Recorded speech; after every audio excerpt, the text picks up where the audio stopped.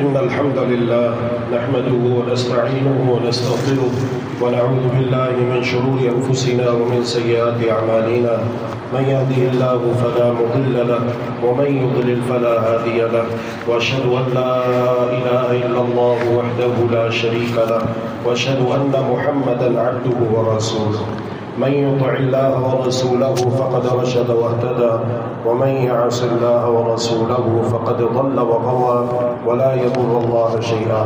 أما بعد فإن خير الحديث كتاب الله وخير الهدي هدي محمد صلى الله تعالى عليه وآله وسلم وشر الأمور محدثاتها وكل محدثة بدعة وكل بدعة ضلالة وكل ضلالة في النار. اللهم صل على محمد وعلى آل محمد كما صليت على إبراهيم وعلى آل إبراهيم إنك حميد مجيد. اللهم بارك على محمد وعلى آل محمد كما باركت على إبراهيم وعلى آل إبراهيم إنك حميد مجيد. يا أيها الذين آمنوا اتقوا الله حق تقاته ولا تموتن إلا وأنتم مسلمون. يا أيها الناس اتقوا ربكم الذي خلقكم من نفس واحدة وخلق منها زوجها وبث منهما رجالا كثيرا ونساء واتقوا الله الذي تساءلون به والأرحام إن الله كان عليكم رقيبا. يا أيها الذين آمنوا اتقوا الله وقولوا قولا سديدا يصلح لكم أعمالكم ويغفر لكم ذنوبكم ومن يطع الله ورسوله فقد فاز فوزا عظيما. ہم سے پہلے جو دو بڑی قومیں گزری ہیں، ایک یہودی ہیں دوسرے عیسائی ہیں، ان کی خوش فہمیاں اور خام خیالیاں آسمان کی بلندیوں کو چھو رہی تھی.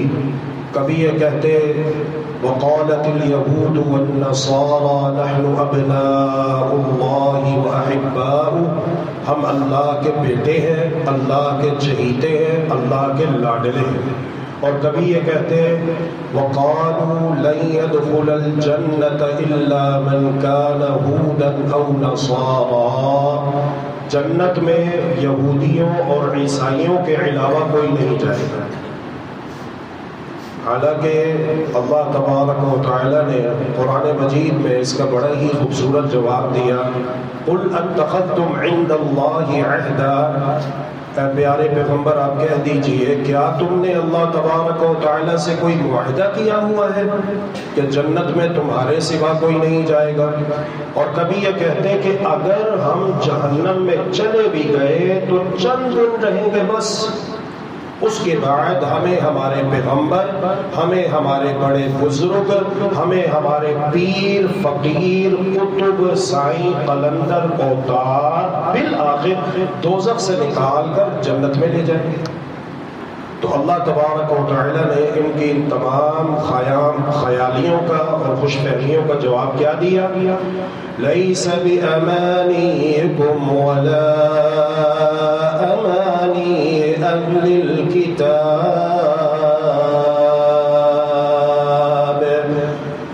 فیصلے تمہاری خواہشات پر موقوف نہیں ہے اور نہ ہی اے ایمان والو فیصلے تمہاری خواہشات پر موقوف ہیں. فیصلہ اللہ تبارک و تعالیٰ کے حکم اور منشا کے مطابق ہوگا. اور اللہ تبارک و تعالیٰ کی منشا کیا ہے، اللہ تبارک و تعالیٰ کا قانون کیا ہے، سب کے لیے، یہودیوں کے لیے بھی، عیسائیوں کے لیے بھی، مسلمانوں کے لیے بھی کیا ہے قانون؟ من يعمل سوءا يجز به، جو کوئی برائی کرے گا، گناہ کرے گا، اسے اس کا بدلہ ملے گا، سزا ملے گی.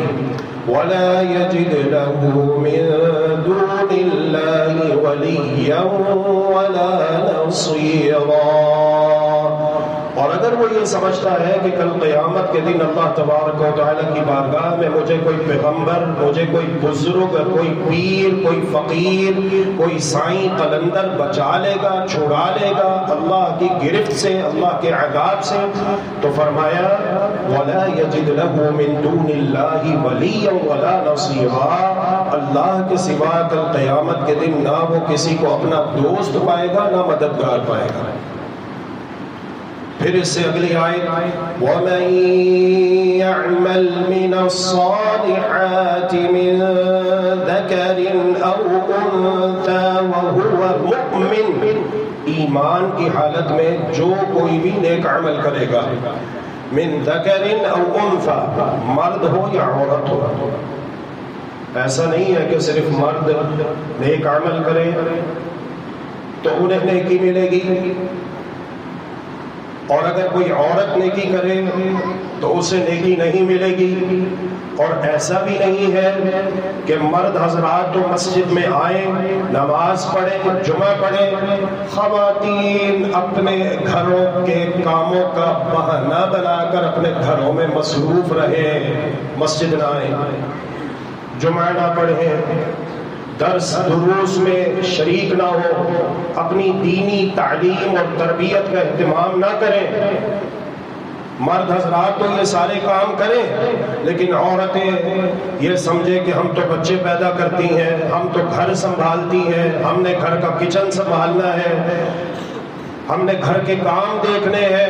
نہیں، نیک عمل ضروری ہے کرنا، مرد کے لیے بھی عورت کے لیے بھی، اس بات کو اچھے طریقے سے سمجھ لیجیے۔ وَمَن يَعْمَلْ مِنَ الصَّالِحَاتِ مِن ذَكَرٍ أَوْ أُنثَىٰ وَهُوَ مُؤْمِنٌ فَأُولَٰئِكَ يَدْخُلُونَ الْجَنَّةَ وَلَا يُظْلَمُونَ نَقِيرًا، تو پھر انہی کو اللہ تبارک و تعالی جنت میں داخل فرمائے گا اور ان پر ذرہ برابر بھی ظلم نہیں کیا جائے گا۔ اور اسی طرح قرآن حکیم میں اللہ تبارک و تعالی نے ایک اور مقام پر ارشاد فرمایا ہے والذین آمنوا واتبعتهم ذریتهم بإیمان الحقنا بهم ذریتهم وما ألتناهم من عملهم من شيء كل امرئ بما كسب رهين، اور جو لوگ ایمان لائے اور ان کی اولاد نے بھی ایمان میں ان کی پیروی کی، ہم ان کی اولاد کو ان تک پہنچا دیں گے اور ان کے عمل سے ہم کچھ کمی نہیں کریں گے، ہر شخص اپنے اپنے اعمال کا گروی ہے۔ تو ان تمام باتوں سے یہ بات واضح ہوئی کہ مرد حضرات کو بھی چاہیے کہ وہ ایمان اور عمل صالح کے تقاضے پورے کریں، اور عورتوں کو بھی چاہیے، خواتین کو بھی چاہیے، ہماری ماؤں، بہنوں، بیٹیوں، بیویوں کو بھی چاہیے کہ وہ ایمان اور عمل صالح کے تقاضے پورے کریں۔ اور یہ ہم مردوں کی ذمہ داری ہے جو اللہ تبارک و تعالی نے قرآن مجید میں لگائی ہے۔ چنانچہ اللہ تبارک و تعالی قرآن مجید میں ارشاد فرماتا ہے اعوذ باللہ من الشیطان الرجیم بسم اللہ الرحمن الرحیم یا ایہا الذین آمنوا قوا انفسکم واہلیکم نارا، ایمان والوں، اللہ پر ایمان رکھنے والوں، اللہ کے رسول پر ایمان رکھنے والوں، قرآن حکیم پر ایمان رکھنے والوں، قیامت پر ایمان رکھنے والوں، اللہ کی کتابوں پر ایمان رکھنے والوں، اللہ کے رسولوں پر ایمان رکھنے والوں، قیامت پر ایمان رکھنے والوں، تقدیر اچھی ہو یا بری ہو اس پر ایمان رکھنے والوں، قوا انفسکم، اپنے آپ کو بھی بچا لو، وَأَهْلِيكُمْ، اور اپنے گھر والوں کو، اپنے اہل و عیال کو، اپنی بیوی کو، بیٹیوں کو، بیٹوں کو، پوتوں کو، پوتیوں کو، نواسوں کو، نواسیوں کو، بہن بھائیوں کو، رشتہ داروں کو، اعزاء، اقرباء، احباء، اصدقاء کو بچا لو، بچ جاؤ، کس سے؟ نارا، جہنم کی آگ سے۔ اب جہنم کی آگ سے کیسے بچیں گے؟ آپ تو ماشاءاللہ تبارک اللہ تشریف لے آئے مسجد میں، اللہ تبارک و تعالیٰ کا قرآن سنیں گے، اللہ کے رسول صلی اللہ علیہ وسلم کے فرامین مقدسہ سماعت فرمائیں گے، آپ کے علم میں اضافہ ہوگا، عمل کرنے کا جذبہ پیدا ہوگا، لیکن ہماری مائیں، بہنیں، بیٹیاں، بیویاں وہ تو اپنے گھروں میں موجود ہیں، وہ تو محروم رہ گئی۔ تو جب تک آپ انہیں اپنے ساتھ مسجد میں لے کر نہیں آئیں گے، ان کی دینی تعلیم اور تربیت کا اہتمام نہیں کریں گے، آپ اپنی خواتین کو دینی ماحول پرووائڈ نہیں کریں گے، اس وقت تک کس طرح بات بنے گی؟ وہ کس طرح اپنے آپ کو جہنم کی آگ سے بچائیں گی؟ لہذا ہماری یہ ذمہ داری ہے کہ ہم خود بھی اپنی دینی تعلیم و تربیت کا اہتمام کریں، اور الحمدللہ الحمدللہ الحمدللہ ہماری اس جامع مسجد میں خواتین کے لیے انڈیپینڈنٹ بالکل علیحدہ باپردہ ماحول کا انتظام ہے۔ تو ہم آئندہ جمعۃ المبارک سے اپنی خواتین کو بھی جمعے کے لیے اپنے ساتھ لے کر آئیں، اپنی بیٹیوں کو بھی لے کر آئیں، اپنی بہنوں کو بھی لے کر آئیں، تاکہ جس طرح ہماری دینی تعلیم و تربیت ہوتی ہے، تزکیہ نفس ہوتا ہے، ہماری ماں بہنوں کا، خواتین کا بھی ہو، تاکہ جس طرح دنیا میں ہم سب ساتھ ہیں، ایسے ہی اللہ کے فضل و رحمت سے کل قیامت کے دن اللہ کی جنتوں میں بھی ہم ایک ساتھ ہیں۔ ہم نے دیکھا جو لوگ اپنے بچوں کو مسجدوں میں نہیں لے کر آتے، علماء کرام کے پاس نہیں بٹھاتے، مسجد کے امام اور قاری سے اپنے بچوں کو متعارف کروا کے ان سے دوستی نہیں لگواتے، ہم نے دیکھا ہے پھر ایسی نوجوان نسل کو، نیو جنریشن کو بگڑتے ہوئے، بری صحبت میں، بری گیدرنگ میں جاتے ہوئے، کوئی بورڈ پی رہا ہے، کوئی سگریٹ کے کش لگا رہا ہے، کوئی لڑکیوں کے ساتھ چھیڑ خانی کر رہا ہے، کوئی ادھر آوارہ گردی کر رہا ہے، کوئی ادھر ون ویلنگ کر رہا ہے، کوئی ادھر گاڑیوں کے ٹائر گھسا رہا ہے۔ جب آپ نے اپنے بچوں کو مسجد کا ماحول نہیں دیا تو پھر کیا ہوا؟ وہ دوسرے ماحول میں چلے گئے، اور دوسرا ماحول مجھے کچھ کہنے کی ضرورت نہیں ہے، آپ مجھ سے زیادہ جانتے ہیں۔ ایک شخص کا بیٹا مسجد کے امام، مسجد کے قاری صاحب کے ساتھ بہت زیادہ اٹیچ رہنے لگا، پڑھنے پڑھانے کی حد تک، قرآن مجید سیکھنے کی حد تک اچھی بات ہے، الحمدللہ ہونا چاہیے، آپ کو خود لے کر آنا چاہیے اپنے بچوں کو۔ اس کے بعد تو بڑی تکلیف ہوتی ہے۔ ایک مرتبہ تو حد ہو گئی، جب اس کا بیٹا مسجد میں آیا، قرآن مجید پڑھ رہا تھا، سیکھ رہا تھا، مسجد کے امام کے پاس بیٹھ کر واپس جانے میں تاخیر ہو گئی، تو اس نے نہ صرف یہ کہ اپنے بیٹے کے منہ پہ تماچے مارے، بلکہ الٹا مسجد میں آیا اور امام صاحب پہ برسنے لگا کہ آئندہ خبردار اگر میں نے تمہیں اپنے بیٹے کے ساتھ بیٹھ کے گفتگو کرتے ہوئے دیکھا تو میں تمہارا یہ کر دوں گا، میں تمہارا وہ کر دوں گا۔ پھر کیا ہوا؟ 1 مہینہ گزرنے کی دیر نہیں تھی، وہ شخص آیا امام صاحب کے پاس چھوٹے بچے کی طرح روتا ہوا، کہتا ہے میرے بیٹے کو بچا لو، میرا بیٹا برے دوستوں کی صحبت میں چلا گیا، پہلے سگریٹ پیتا تھا، اب شراب پیتا ہے، اب نشہ کرتا ہے، آج تو حد ہو گئی، اس نے اپنی ماں کے اوپر ہاتھ اٹھایا۔ ٹھنڈ پہ گئی، خوش ہو گئے۔ جب ہم کہتے ہیں اپنے بچوں کو لے کر آؤ مسجد میں، دینی ماحول دو، پاکیزہ ماحول دو، تو آپ کو ہماری بات اچھی نہیں لگتی۔ تو آپ اگر اپنے بچوں کو دینی ماحول نہیں دو گے، مسجد میں نہیں لے کر آؤ گے، آپ کے بچے دوسری سوسائٹی میں چلے جائیں گے، اور وہاں پہ جو کچھ ہو رہا ہے، خسرت دنیا والآخرہ، دنیا بھی خسارے میں، آخرت بھی خسارے میں ہے۔ سیدنا عبداللہ بن عمر رضی اللہ تعالی عنہما روایت کرتے ہیں کہ پیارے پیغمبر علیہ الصلوۃ والسلام نے ارشاد فرمایا، اذا استأذنت احدكم امرأته الى المسجد فلا يمنعها۔ دیکھو، جب تم میں سے کسی کی عورت، کسی کی بیوی، کسی کی بہن، کسی کی بیٹی مسجد جانے کے لیے اس سے اجازت مانگے، اسے کوئی حق نہیں ہے کہ وہ اپنی بہن کو، اپنی بیٹی کو، اپنی بیوی کو مسجد جانے سے روکے اور اسے اجازت نہ دے۔ سیدنا عبداللہ بن عمر رضی اللہ تعالی عنہما نے جب یہ بات بیان کی تو ان کے بیٹے بھی اس مجلس میں بیٹھے ہوئے تھے. بات کہاں پر بیان ہو رہی ہے؟ مدینہ منورہ میں، مسجد نبوی میں. اور یہ بات ذہن نشین رکھیے گا کہ سیدنا عبداللہ بن عمر رضی اللہ عنہما یہ مدنی صحابی ہیں، مدینہ ہی میں رہے، حتیٰ کہ ان کی وفات بھی مدینہ میں ہوئی ہے. 100 سال انہوں نے زندگی پائی، مسجد نبوی میں خطاب کر رہے ہیں. جب یہ حدیث بیان کی تو حاضرین مجلس میں ان کے بیٹے بلال بن عبداللہ بھی موجود تھے. انہوں نے یہ بات سن کر آگے سے کیا کہا؟ واللہ لنمنعہن، اللہ کی قسم ہم تو اپنی عورتوں کو مسجدوں میں آنے سے ضرور روکیں گے، فتنوں کا دور ہے. قال فأقبل عليه عبد الله، سیدنا عبداللہ بن عمر رضی اللہ تعالی عنہما اپنے بیٹے کی طرف متوجہ ہوئے، بھری مجلس میں سب کے سامنے اس کی طرف متوجہ ہوئے. فسبه سبا سیئا، اور اسے خوب برا کہا، سخت الفاظ استعمال کیے، زد و کوب کیا، ڈانٹ پلائی سب کے سامنے. ما سمعته سبه مثله قط، راوی کا بیان ہے کہ اتنے غصے میں نے سیدنا عبداللہ بن عمر رضی اللہ عنہما کو کبھی نہیں دیکھا.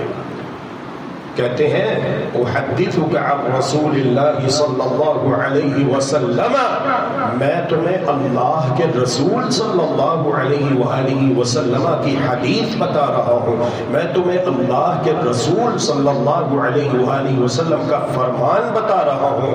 وتقول، اور تم آگے سے یہ کہہ رہے ہو واللہ لنمنعہن، اللہ کی قسم ہم اپنی عورتوں کو ضرور روکیں گے. تم ہوتے کون ہو؟ تمہاری حیثیت کیا ہے؟ جب اللہ کے رسول کی حدیث آ گئی، جب اللہ کے رسول کا فرمان آ گیا، جب اللہ کے رسول کا حکم آ گیا کہ تم اپنی عورتوں کو مسجدوں میں آنے سے نہ روکو، تم کہتے ہو ہم روکیں گے. تم ہوتے کون ہو؟ تمہاری حیثیت کیا ہے؟ وفی لفظ لمسلم، صحیح مسلم کی روایت کے الفاظ یہ ہیں لا تمنعوا إماء اللہ مساجد اللہ، اللہ کی بندیوں کو اللہ کی مسجدوں میں آنے سے مت روکو. کون کہہ رہے ہیں؟ والی بطحاء، تاجدار مدینہ، تاجدار ختم نبوت، شفیع المذنبین، سید الاولین والآخرین، سید الانبیاء والمرسلین، احمد مجتبی محمد مصطفیٰ صلی اللہ تبارک و تعالی علیہ وآلہ وسلم، جن کے کھٹکھٹانے پر جنت کے دروازے کھولے جائیں گے اور آپ سے پہلے جنت کا دروازہ کسی کے لیے نہیں کھولا جائے گا.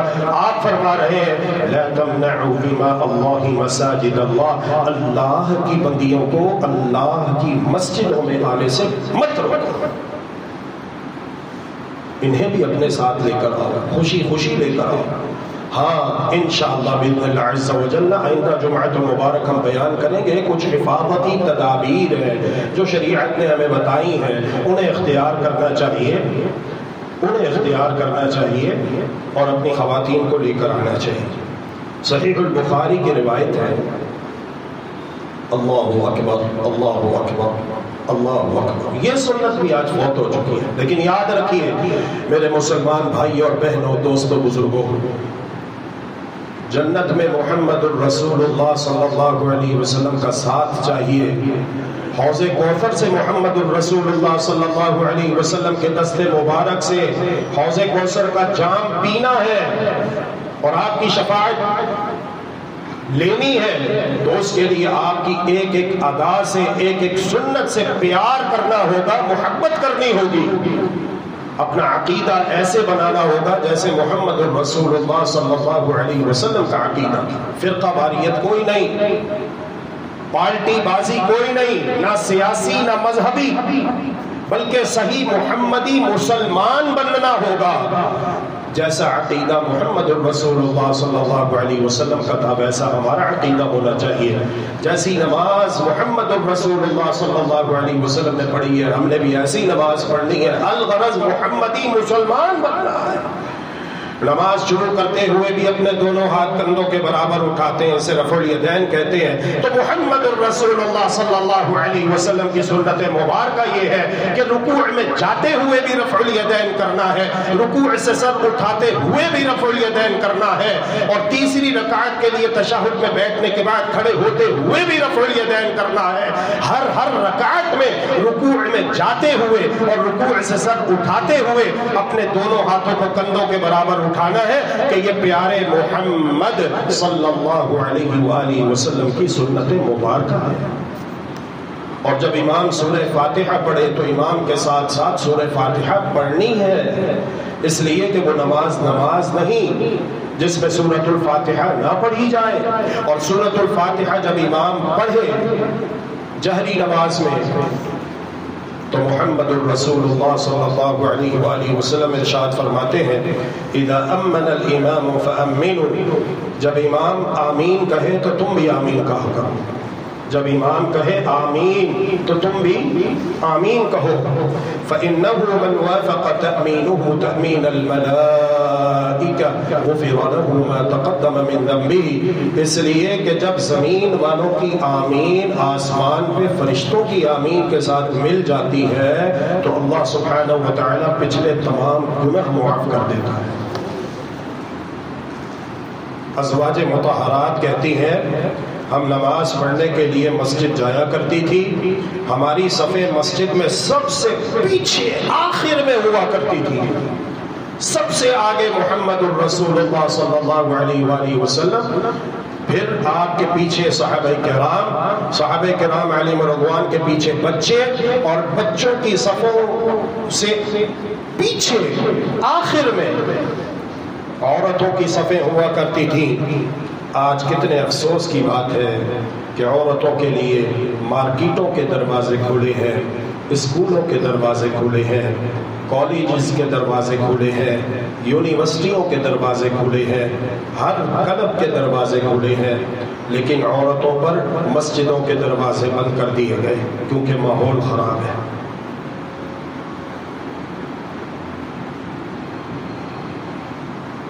مسجدوں کا ماحول خراب ہے، آئیے دیکھیے، وزٹ کیجیے، ہر جگہ کے دروازے عورتوں کے لیے کھلے ہیں، مسجدوں کے دروازے بند کر دیے گئے، ماحول خراب ہے۔ لا الہ الا اللہ، لا الہ الا اللہ۔ دنیا میں ہر جگہ کا ماحول اچھا ہے سوائے مسجد کے، یہ کہنا چاہتے ہو؟ کتنے ظلم کی بات ہے، کتنے ظلم کی بات ہے۔ ازواج مطہرات کہتی ہیں ہم نماز پڑھنے کے لیے مسجد آیا کرتی تھی، نماز پڑھنے کے لیے مسجد کے آخر میں صفیں بناتی، اللہ کے رسول صلی اللہ علیہ وآلہ وسلم بغیر لاؤڈ اسپیکر کے آمین کہتے، آمین اتنی اونچی ہوتی کہ ہم مسجد کے آخر میں صفیں بناتی، وہاں پہ کھڑی ہو کر ہمیں اللہ کے رسول صلی اللہ علیہ وسلم کی آمین سنائی دیا کرتی تھی۔ اونچی آمین کہنی چاہیے، شرمانا نہیں چاہیے۔ سیدنا عبداللہ بن زبیر رضی اللہ تعالی عنہ فرماتے ہیں ان للمسجد للجہ، اللہ کے رسول صلی اللہ علیہ وآلہ وسلم کہتے وللضالین،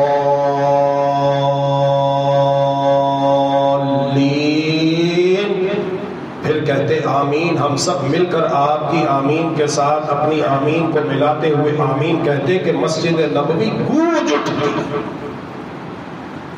آج بھی خانہ کعبہ میں آمین کی آواز گونج رہی ہے کہ نہیں گونج رہی ہے؟ مسجد نبوی میں جو احباب آپ میں سے گئے ہیں، اللہ تبارک و تعالی ہم سب کو بار بار مکہ مدینہ کی حرمین شریفین کی زیارت نصیب فرمائے، مسجد اقصیٰ کو بازیاب فرمائے۔ جو احباب وہاں پر گئے ہیں وہ اس بات کو بخوبی جانتے ہیں کہ آج بھی مکہ کا امام، مدینہ کا امام جب کہتا ہے غیر المغضوب علیہم ولا الضالین تو الحمدللہ آمین گونجتی سنائی دیتی ہے۔ بغداد میں تشریف لے جائیے جہاں پہ امام ابو حنیفہ رحمۃ اللہ علیہ کی مسجد ہے، وہاں پر بھی یوٹیوب وغیرہ پہ میڈیا پر بھی آپ دیکھ سکتے ہیں کہ جب امام کہتا ہے غیر المغضوب علیہم ولا الضالین تو امام ابو حنیفہ رحمۃ اللہ علیہ کی مسجد بغداد کے اندر، وہاں پر آج بھی امام اور نمازی سب مل کر اونچی آواز سے کہتے ہیں آمین کہ مسجد گونج اٹھتی ہے۔ تو اس حدیث سے محل استشہاد کیا ہے کہ ازواج مطہرات نماز پڑھنے کے لیے مسجد میں آیا کرتی تھی، جمعہ پڑھنے کے لیے مسجد میں آیا کرتی تھی۔ لہذا آئندہ جمعۃ المبارک سے آپ بھی اپنی ماؤں، بہنوں، بیٹیوں، بیویوں کو ضرور لے کر آئیے تاکہ ان کی بھی دینی تعلیم و تربیت کا اہتمام ہو سکے، تاکہ جس طرح ہم دنیا میں ایک ساتھ رہ رہے ہیں پیار محبت سے، اللہ تبارک و تعالیٰ کی رحمت سے کل اللہ کی جنتوں میں بھی ہم ایک ساتھ ہوں انشاءاللہ۔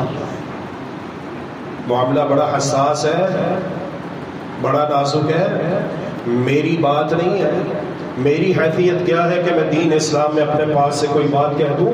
قرآن مجید میں لکھا ہوا ہے حضرت نوح علیہ السلام اللہ کی جنتوں میں جا رہے ہوں گے اور ان کی بیوی جہنم میں جا رہی ہوگی۔ حضرت لوط علیہ السلام اللہ کے نبی ہیں، اللہ کے پیغمبر ہیں، جنت میں جا رہے ہوں گے لیکن ان کی بیوی جہنم میں، دوزخ میں جا رہی ہوگی۔ استغفر اللہ واتوب الیہ۔ حضرت نوح علیہ السلام جنت میں جا رہے ہوں گے لیکن آپ کے 4 بیٹوں میں سے ایک بیٹا جو ایمان نہیں لایا تھا وہ جہنم میں، دوزخ میں جا رہا ہوگا۔ والعیاذ باللہ۔ کیوں؟ قرآن نے صاف کہا انہ عمل غیر صالح، اس لیے کہ اس کا عمل اچھا نہیں تھا۔ لہذا ہمیں اپنے عمل اچھے کرنے ہیں۔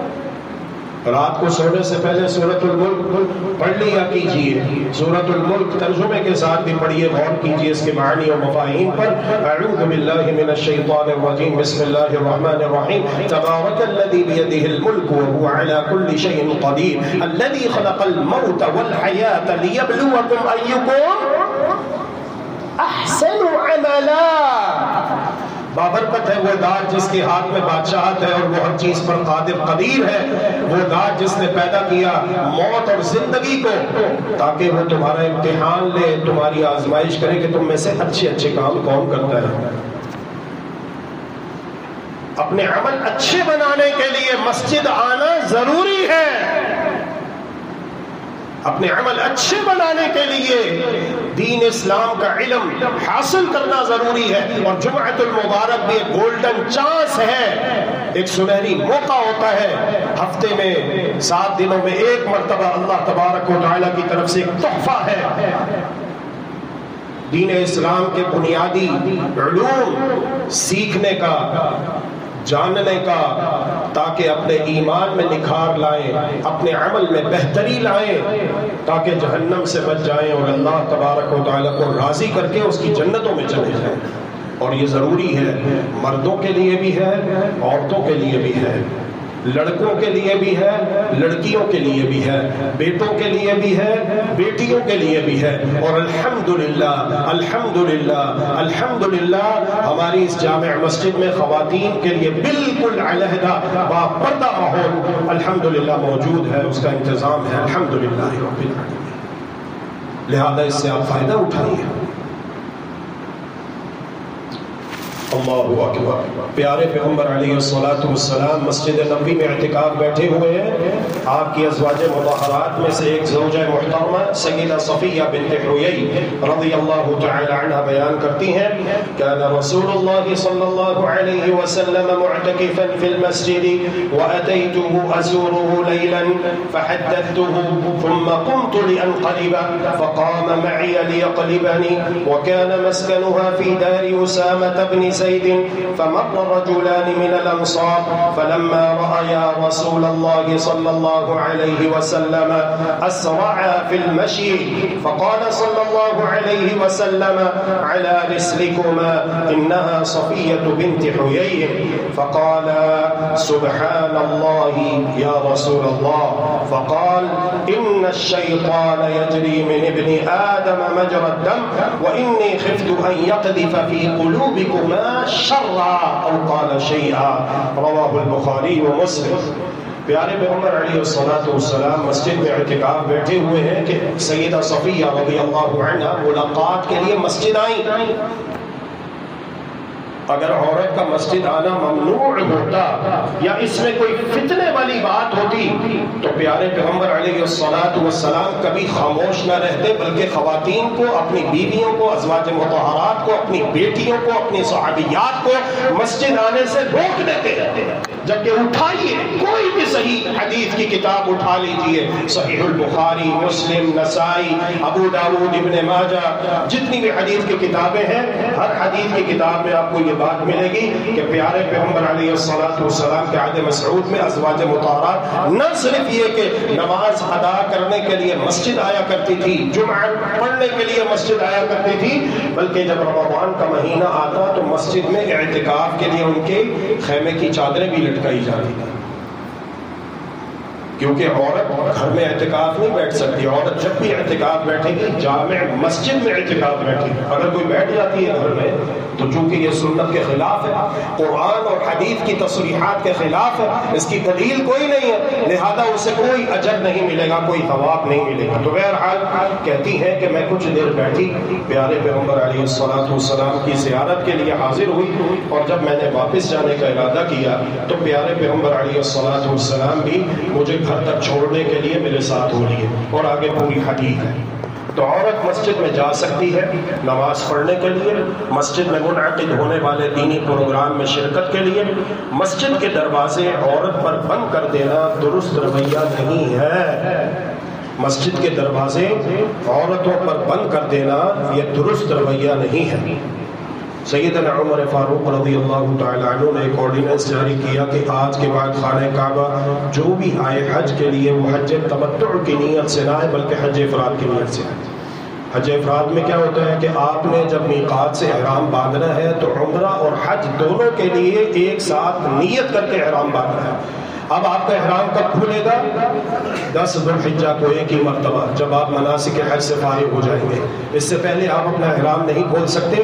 عمرہ کرنے کے بعد بھی آپ احرام ہی کی حالت میں رہیں گے اور احرام کی تمام پابندیاں آپ پر لاگو رہیں گی۔ ممنوعات احرام سے احتراز کرنا یہ آپ پر واجب ہوگا۔ مخالفت کی صورت میں کفارہ لازم آئے گا۔ حج تمتع میں یہ ہوتا ہے کہ آپ گئے، آپ نے عمرہ کیا، عمرہ کرنے کے بعد احرام کھول دیا، احرام کی پابندیوں سے آزاد ہو گئے، کھائیں پیئیں، بیوی سے صحبت کریں، ساری چیزیں آپ کے لیے حلال جو کہ احرام کی حالت میں آپ کے لیے حرام ہو گئی تھی، ممنوع قرار پائی تھی۔ سیدنا عمر رضی اللہ تعالی عنہ نے یہ آرڈیننس اس لیے جاری کیا تاکہ خانہ کعبہ کی رونقیں دوبالا رہیں۔ فرمایا یہ کیا بات ہے کہ تم آتے ہو، عمرہ کرتے ہو، اس کے بعد دوبارہ سے احرام کھول دیتے ہو، کوئی یہاں جا رہا ہے، کوئی وہاں جا رہا ہے، کوئی یہاں جا رہا ہے۔ نہیں، عمرہ کرنے کے بعد تم سب مسجد میں رہو، خانہ کعبہ میں رہو، اللہ کی عبادت میں مصروف رہو۔ نیت اچھی ہے، مقصد پاکیزہ ہے۔ تمام گورنروں کو یہ حکم نامہ بھجوا دیا کہ آپ کے علاقے سے جو مسلمان خانہ کعبہ مکہ مکرمہ حج کی نیت سے آئے، آپ اعلان عام کر دیجئے کہ وہ حج افراد کی نیت کر کے حج تمتع کی نیت نہ کریں۔ اس بات کا علم جب ان کے بیٹے سیدنا عبداللہ بن عمر رضی اللہ تعالی عنہما کو ہوا تو سب سے پہلے بیٹے نے مخالفت کی۔ لوگوں نے کہا ایک تو یہ کہ وہ آپ کے والد ہیں اور والد کی رضا میں اللہ کی رضا ہے، والد کی ناراضی میں اللہ کی ناراضی ہے۔ دوسرا یہ کہ وہ امیر المؤمنین ہے، خلیفۃ المسلمین ہے، مسلمانوں کے حکمران ہیں، اور جو حکمران وقت ہوتا ہے اس کی اطاعت لازم ہے، فرض ہے، ضروری ہے، معروف میں، نیکی کے کاموں میں، اور یہ کام بھی نیکی کا ہے۔ اس میں کیا حرج ہے کہ وہ حج تمتع کی نیت نہ کرے بلکہ حج افراد کی نیت کر کے آئے؟ تو سیدنا عبداللہ بن عمر رضی اللہ تعالی عنہما نے قول کے ساتھ بھی اور اپنے عمل کے ساتھ بھی اس آرڈیننس کی مخالفت کی۔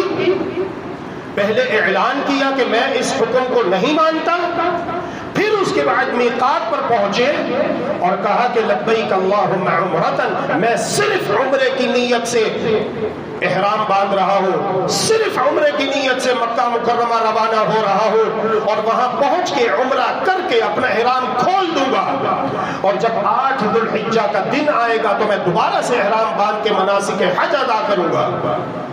اور کہتے ہیں لوگوں، ان الشریعت نزلت علی محمد ما نزلت علی ابی، دین شریعت اسلام محمد الرسول اللہ صلی اللہ علیہ وسلم پر نازل ہوا، میرے والد جناب عمر فاروق پر نازل نہیں ہوا۔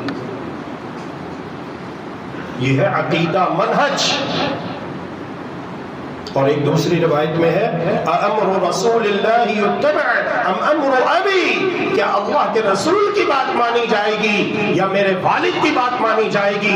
یقیناً سب مسلمان کلمہ پڑھتے ہیں لا الہ الا اللہ محمد الرسول اللہ صلی اللہ علیہ وآلہ وسلم، تو پھر اللہ کی بات مانی جائے گی، اللہ کے رسول کی بات مانی جائے گی۔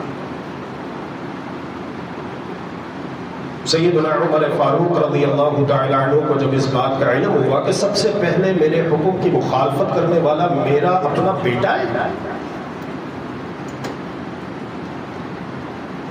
تو وہ ناراض نہیں ہوئے، طیش میں نہیں آئے، غصے میں نہیں آئے، جاؤ میرے بیٹے کو پکڑ کے لے کر آؤ، وہ ہوتا کون ہے میری مخالفت کرنے والا، اس نے تو میری ناک کٹوا دی، میری عزت خاک میں ملا دی۔ نہیں، بلکہ اللہ کا شکر ادا کیا، اللہ تو نے مجھے ایسی اولاد دی ہے کہ اگر میں قرآن اور حدیث سے ہٹ کے بات کروں تو میری اولاد مجھے متنبہ کرے، مجھے تنبیہ کرے۔ اللہ کا شکر ادا کیا۔ حضرت عمر فاروق رضی اللہ عنہ کے دور میں بھی لوگ باتیں کیا کرتے تھے، تو بعض دفعہ آپ کے ساتھیوں کو ناگوار گزرتا، کہتے چھوڑ دو انہیں، کچھ نہ کہو، کہنے دو، ان میں کوئی خیر نہیں اگر یہ ہمارے اوپر تنقید نہ کریں، اور ہمارے اندر بھی کوئی خیر نہیں اگر ہم اپنی اصلاح نہ کریں ان کی صحیح بات کو لیتے ہوئے۔ اللہ اکبر، اللہ اکبر۔ سیدنا عبداللہ بن عباس رضی اللہ تعالی عنہما کہتے ہیں یوشک ان تنزل علیکم حجارۃ من السماء، مجھے ڈر ہے کہ کہیں تمہارے اوپر آسمان سے پتھر نہ برسے۔ اقول قال رسول اللہ صلی اللہ علیہ وسلم، میں تم سے یہ کہتا ہوں کہ اللہ کے رسول صلی اللہ علیہ وآلہ وسلم نے یہ فرمایا، وتقولون قال ابو بکر وعمر رضی اللہ عنہما، اور تم اللہ کے رسول صلی اللہ علیہ وآلہ وسلم کی بات کو سن کر یہ کہتے ہو آگے سے کہ حضرت ابو بکر رضی اللہ عنہ نے یہ فرمایا اور جناب عمر فاروق رضی اللہ عنہ نے یہ فرمایا۔ جب اللہ کے رسول صلی اللہ علیہ وآلہ وسلم کی بات آ جائے تو پھر دین اسلام میں حضرت عمر اور حضرت ابو بکر رضی اللہ عنہ کی بات بھی کوئی حیثیت نہیں رکھتی۔ جب اللہ کے رسول کی بات آتی تو یہ اللہ رب العالمین کے فرامین ہے اور اللہ کے پیارے رسول صلی اللہ علیہ وآلہ وسلم کے مقدس ارشادات ہیں جو آپ نے سماعت فرمائے ہیں کہ مسجد میں جہاں پر مردوں کو آنا چاہیے وہاں پر خواتین کو بھی آنا چاہیے تاکہ ان کی دینی تعلیم و تربیت کا اہتمام ہو سکے۔ اللہ تبارک و تعالی سے دعا ہے کہ اللہ سبحانہ و تعالی ہم سب کو پکا سچا مسلمان بنائے۔ اللہ رب العالمین ہم سب کو صحیح معنوں میں دین اسلام پر چلنے والا بنائے، ہمیں بھی، ہماری ماؤں بہنوں بیٹیوں بیویوں کو بھی، تاکہ جس طرح ہم دنیا میں ایک ساتھ ہیں ایسے ہی کل اللہ کی رحمت سے اللہ تبارک و تعالی کی جنتوں میں بھی ہم ایک ساتھ ہوں انشاءاللہ۔ اس کے لیے ہمیں بڑی محنت کی ضرورت ہے، سنجیدگی کی ضرورت ہے،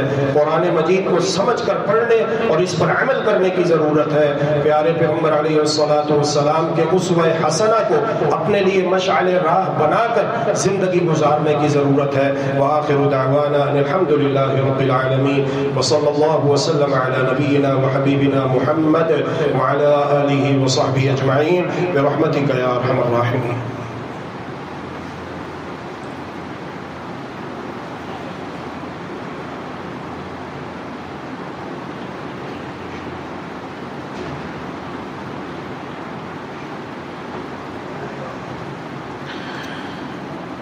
بسم الله الرحمن الرحيم. الحمد لله والصلاة والسلام على رسول الله وعلى آله وصحبه ومن والاه وبعد. إن الله وملائكته يصلون على النبي يا أيها الذين آمنوا صلوا عليه وسلموا تسليما. اللهم صل على محمد وعلى آل محمد كما صليت على إبراهيم وعلى آل إبراهيم إنك حميد مجيد. اللهم بارك على محمد وعلى آل محمد كما باركت على إبراهيم وعلى آل إبراهيم إنك حميد مجيد. اللهم اشف مرضانا ومرضى المسلمين. اللهم اشفنا بشفائك وداونا بدوائك وعافنا من بلائك يا أرحم الراحمين. اللهم اشفنا روحا وجسدا ظاهرا وباطنا. اللهم اجعل لنا من كل هم فرجا ومن كل ضيق مخرجا ومن كل بلاء عافية ومن كل داء شفاء. رب ارحمهما كما ربياني صغيرا. ربنا آتنا في الدنيا حسنة وفي الآخرة حسنة وقنا عذاب النار. اللهم ردنا إلى الكتاب والسنة ردا جميلا.